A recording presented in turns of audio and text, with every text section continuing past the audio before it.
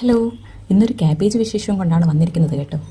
പണ്ടൊക്കെ അമ്മ വീട്ടിൽ ക്യാബേജ് ഉണ്ടാക്കുമ്പോൾ ഇന്ന് ക്യാബേജ് ആണോ എന്ന് പറയുന്ന അതേ ഗ്രൂപ്പിൽപ്പെട്ട ആളായിരുന്നു ഞാനും. പക്ഷെ ഇപ്പോഴല്ലേ ക്യാബേജ് അത്ര നിസ്സാരക്കാരനല്ല എന്ന് മനസ്സിലായത്. ഒരുപാട് ന്യൂട്രിയൻസും വിറ്റാമിൻസും ഫൈബേഴ്സും ഒക്കെ അടങ്ങിയിരിക്കുന്ന ഒരു അടിപൊളി സാധനമാണ് ക്യാബേജ്. നമ്മുടെ സ്കിന്നിനും ഇമ്മ്യൂണിറ്റി സിസ്റ്റത്തിനും ഒക്കെ വളരെയധികം മിറാക്കിൾസ് ഉണ്ടാക്കുന്ന ഒരു വിറ്റാമിനാണ് വിറ്റാമിൻ സി അല്ലേ. ഇത് ധാരാളമായി അടങ്ങിയിരിക്കുന്ന ഒരു ഐറ്റമാണ് ഈ ക്യാബേജ്. ഇതെനിക്കറിയില്ലായിരുന്നു കേട്ടോ. ഇത് സത്യം പറഞ്ഞാൽ എൻ്റെ പുതിയൊരു അറിവാണ്. നിങ്ങൾക്കറിയായിരിക്കുമല്ലോ അല്ലേ. സോ ഈ ക്യാബേജ് എങ്ങനെയൊക്കെ നമ്മുടെ ഫുഡിൽ ഇൻക്ലൂഡ് ചെയ്യാമോ അങ്ങനെയൊക്കെ ഇൻക്ലൂഡ് ചെയ്തോളൂ കേട്ടോ. ഇനി ഈ ക്യാബേജിന് വേറൊരു അടിപൊളി യൂസ് കൂടിയുണ്ട്, അതുകൂടെ ഞാൻ പറഞ്ഞു തരാം.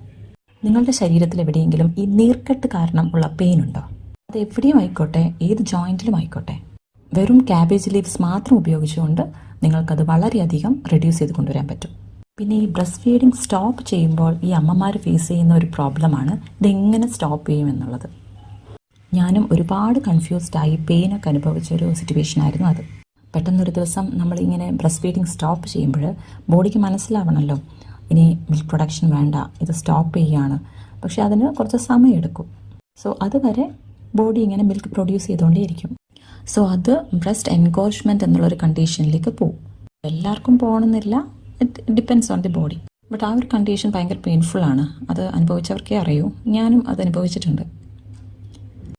സോ ഞാൻ ആ സമയത്ത് യൂസ് ചെയ്തിട്ടൊരു റെമഡിയാണ് ക്യാബേജ്. ഇത് മാത്രമല്ല, ഞാൻ പറഞ്ഞല്ലോ ശരീരത്തിൽ എവിടെ വേണമെങ്കിലും നിങ്ങൾക്ക് ഈ ക്യാബേജ് ലീഫ് യൂസ് ചെയ്യാം. ഇതെങ്ങനെ യൂസ് ചെയ്യാം എന്ന് നോക്കാം. ഇതിനു വേണ്ടി ഒരു ഫുൾ ക്യാബേജാണ് നമുക്ക് വേണ്ടത്. സോ ആരും മുറിച്ചിട്ടൊന്നും ക്യാബേജ് വാങ്ങിക്കേണ്ട, ഒരു ഫുൾ ക്യാബേജ് തന്നെ വാങ്ങിക്കുക. പിന്നെ അത് ഗ്രീൻ അല്ലെങ്കിൽ വൈറ്റ് ക്യാബേജ് ആയിരിക്കാൻ ശ്രദ്ധിക്കുക. ഈ പർപ്പിൾ കളർ ക്യാബേജൊക്കെ അവൈലബിൾ ആണല്ലോ. സോ ഈ റെമഡി ചെയ്യാൻ വേണ്ടി ഹെൽപ്ഫുൾ ആവുന്നത് ഈ ഗ്രീൻ കളർ അല്ലെങ്കിൽ വൈറ്റ് കളറുള്ള ക്യാബേജാണ്. ഇനി ഇതിൻ്റെ ഏറ്റവും പുറം ഭാഗത്തുള്ള ഒരു 1-2 ലീവ്സ് എടുത്ത് മാറ്റുക. അതിനുശേഷം ഓരോരോ ക്യാബേജ് ഇലകളായി അടർത്തിയെടുക്കാം. ഇനി ഈ ഇലകൾ തണുത്ത വെള്ളത്തിൽ നന്നായി കഴുകി ക്ലീനാക്കി എടുക്കാം. അതിനുശേഷം ഈ ഇലകളെ നേരെ ഫ്രീസറിലേക്ക് വെക്കാം. ഇനി ഈ ഇലകൾ നന്നായി തണുത്ത് കഴിയുമ്പോൾ പെയിനുള്ള ഭാഗത്തേക്ക് ചേർത്ത് വെച്ച് ഒന്ന് റാപ്പ് ചെയ്ത് കൊടുക്കുക. നിങ്ങളിത് യൂസ് ചെയ്യുന്നത് ബ്രസ്റ്റിലാണെങ്കിൽ നിപ്പിൾ ഏരിയ ഒന്ന് ഒഴിവാക്കാൻ ശ്രദ്ധിക്കുക. അല്ലെങ്കിൽ നിപ്പിൾസ് ഭയങ്കര ഡ്രൈ ആയി പോകാനുള്ള ചാൻസ് ഉണ്ട്.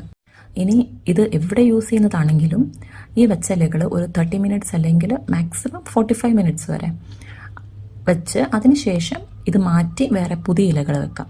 ഇത് കണ്ടിന്യൂസ് ആയി കുറച്ച് ദിവസം നിങ്ങൾ ചെയ്ത് നോക്കുക. നിങ്ങളുടെ പെയിൻ റെഡ്യൂസ് ആയി വരുന്നത് നിങ്ങൾക്കറിയാൻ പറ്റും. ഇത് ഞാൻ ചെയ്തൊരു മെത്തേഡാണ് കേട്ടോ. ഈ ക്യാബേജ് ലീവ്സ് പലതരത്തിൽ ഉപയോഗിക്കുന്നുണ്ട്.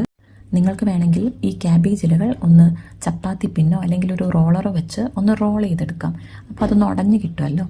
അതിനുശേഷം യൂസ് ചെയ്യാം. അങ്ങനെയും ചെയ്യുന്നുണ്ട്. അതും വളരെ ഇഫക്റ്റീവ് ആണെന്നാണ് ഞാൻ കേട്ടിട്ടുള്ളത്. നിങ്ങൾ 2 മെത്തേഡും ചെയ്ത് നോക്കുക. ഏത് മെത്തേഡാണോ നിങ്ങൾക്ക് സ്യൂട്ട് ആവുന്നത് അത് ഫോളോ ചെയ്യാം.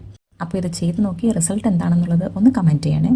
ഈ ടിപ്പ് ഇഷ്ടമായെങ്കിൽ ചാനൽ ഒന്ന് സബ്സ്ക്രൈബ് കൂടി ചെയ്യാം. അപ്പോൾ അടുത്ത വീഡിയോ കാണാം. ബൈ.